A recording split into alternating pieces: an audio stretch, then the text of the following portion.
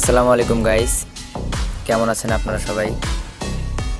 তো দেখেন আমরা কিভাবে কক্সিটের কাজ করি। আমরা এখন ছাদে কক্সিট লাগাইতেছি। সুন্দর করে বোর্ডটাকে মাপ দিয়ে কেটে নিব, কেটে এই জায়গায় লাগাবো। দেখবেন আপনারা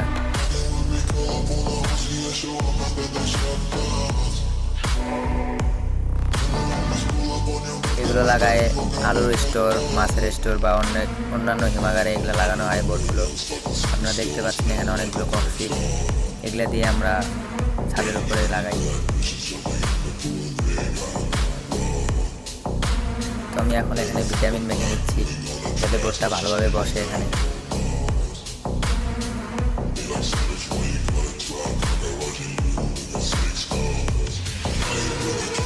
আর আপনারা যদি চান এরকম ভিডিও পেতে তাহলে অবশ্যই বলবেন কমেন্টে, তাহলে আমি পরবর্তীতে আরও অনেক এগুলো বিষয়ে ভিডিও নিয়ে আসবো।